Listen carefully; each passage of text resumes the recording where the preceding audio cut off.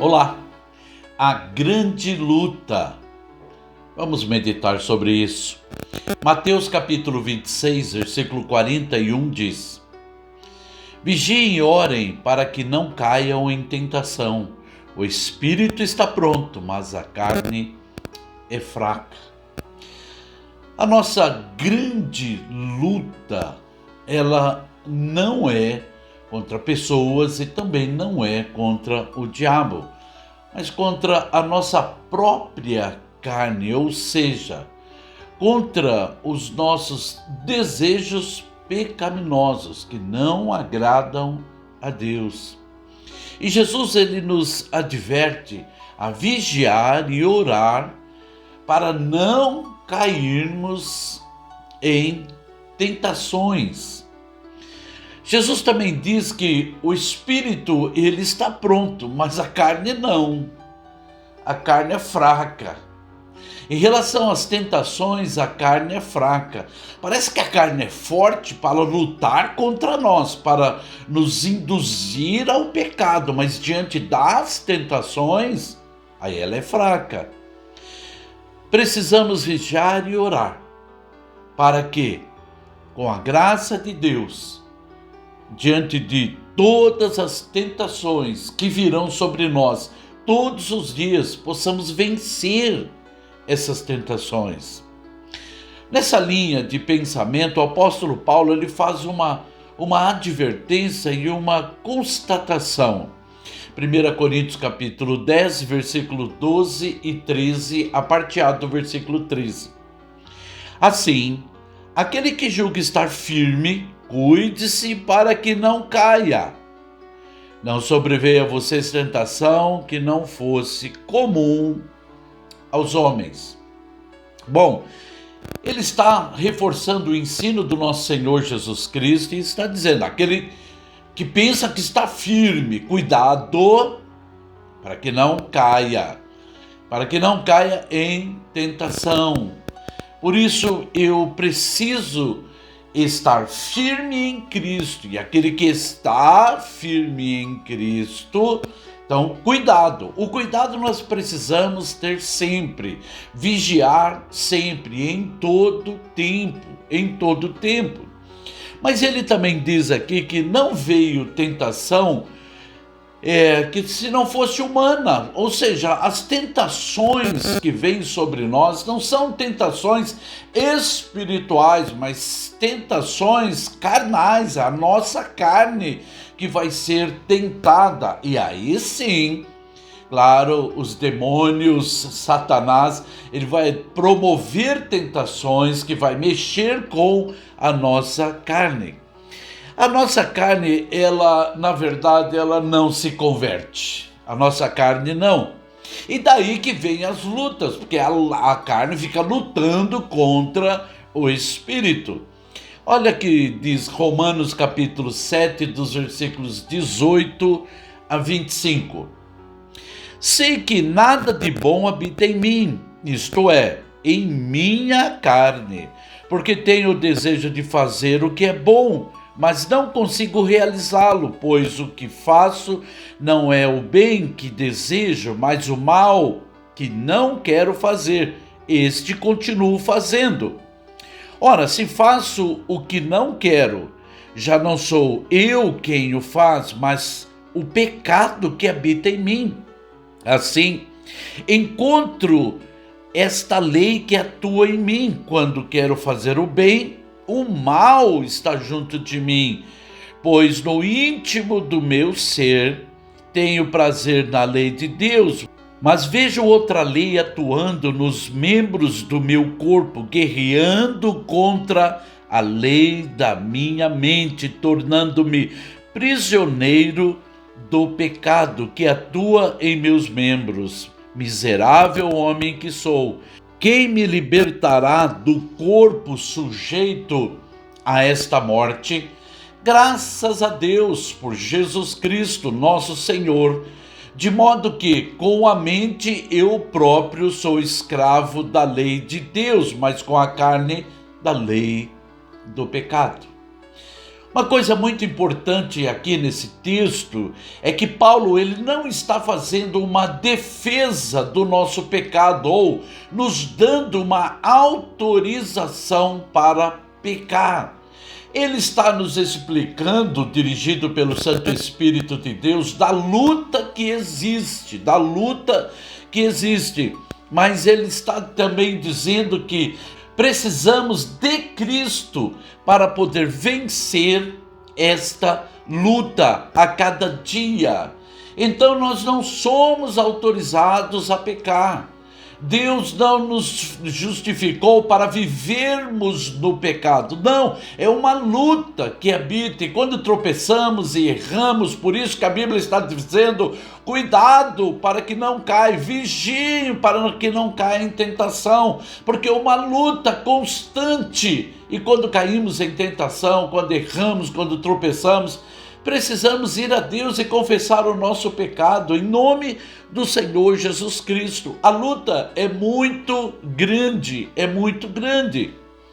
Se temos então, diante dessa luta e desse texto que o apóstolo falou, se temos dentro de nós um lobo e uma ovelha, o lobo simbolizando o pecado ou a força da carne que quer nos conduzir ao pecado, e a ovelha simbolizando nós diante de Deus, querendo Deus. Então, se temos nós, dentro de nós, então, um lobo e uma ovelha, quem é que irá prevalecer, o lobo ou a ovelha? Quem vai prevalecer é aquele que nós alimentarmos melhor. Se estamos alimentando a nossa carne com tudo aquilo que o mundo está produzindo, está mostrando, está dizendo que devemos curtir todas essas coisas, então a nossa carne será mais forte. Então ela vai nos conduzir ao pecado. Mas se nós estamos alimentando melhor a ovelha, então, ou seja, o nosso espírito, então com isso vamos estar fortalecidos espiritualmente e vencer as tentações. João capítulo 6, versículo 35 diz: então Jesus declarou: eu sou o pão da vida. Aquele que vem a mim nunca terá fome. Aquele que crê em mim nunca terá sede. Ou seja, Jesus é o pão da vida. A sua palavra é que nos alimenta a cada dia. Ela traz alimento para o nosso espírito. E assim nós estamos alimentando, a ovelhinha que está lá dentro de nós, e não o lobo. Agora, quando o diabo tentou Jesus lá no deserto, e Jesus foi conduzido ao deserto pelo Espírito para ser tentado pelo diabo, então nesse momento de tentação havia Jesus jejuado já muitos dias, ele estava com fome, e o diabo lhe disse: se você é filho de Deus, mande que essas pedras se transformem em pães. E Jesus respondeu para ele: nem só de pão viverá o homem, mas de toda palavra que procede da boca de Deus. Isso está em Mateus, no capítulo 4. Meu irmão e minha irmã, toda palavra de Deus está na Bíblia Sagrada, registrada para mim e para você. Por isso, diante do pão da vida que é Jesus Cristo e da palavra de Deus que nos alimenta, precisamos desse alimento. Então, pensemos aqui um pouquinho. Quantas refeições você faz por dia para alimentar o seu físico? Então, se você toma o café da manhã, o almoço e o jantar, são 3 vezes por dia. Bom, a pessoa pode fazer até mais refeições ou menos refeições, mas nós nos alimentamos bem todos os dias, graças a Deus, essa é uma verdade. Agora, quantas vezes você se alimenta da palavra de Deus para fortalecer a ovelha que está dentro de você, para fortalecer o teu espírito? Quantas vezes? Ah, pastor, eu vou uma vez por semana na igreja, ou eu vou só na ceia. Bom, misericórdia. Se você falar assim, olha, eu vou comer uma vez por mês, olha, você vai emagrecer bastante. Se conseguir, né, ficar um mês sem comer. Quanto tempo você gasta do seu tempo com o seu trabalho? Ou com a TV? Ou nas redes sociais? Quanto tempo você gasta diante da internet? Conversando, jogando conversa fora com os amigos? Quanto tempo você gasta? E quanto tempo você gasta em oração? Quanto tempo você gasta buscando a Deus na sua vida, lendo a palavra, estudando a palavra?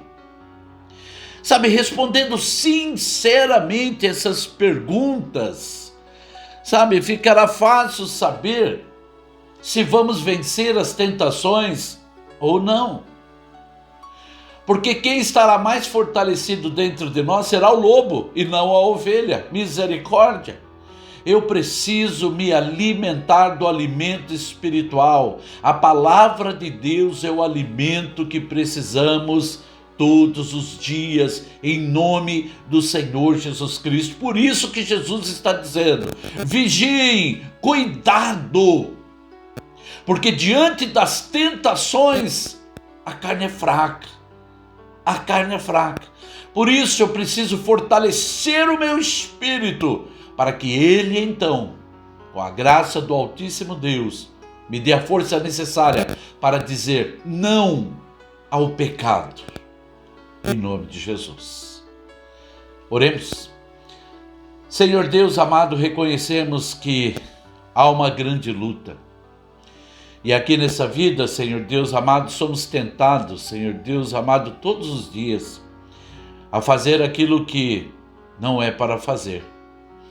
Senhor Deus glorioso, nos ajude nesta luta, que o Teu Espírito nos ajude, para que possamos alimentar o nosso espírito, e o nosso espírito possa estar em contato com o Teu Espírito, e assim fortalecidos possamos vencer todas as tentações que vêm sobre nós a cada dia. Imploramos a sua ajuda e direção, Pai eterno, em nome do Senhor Jesus Cristo. Amém. Amém. Ah, meu irmão e minha irmã, todas as vezes que vencemos as tentações, estamos glorificando a Deus, adorando a Deus. E vale a pena agradar a Deus. Amém? Que Deus abençoe você grandemente, sua casa, sua vida, sua família, seu trabalho, em nome do Senhor Jesus Cristo. Da minha parte, um grande abraço a você.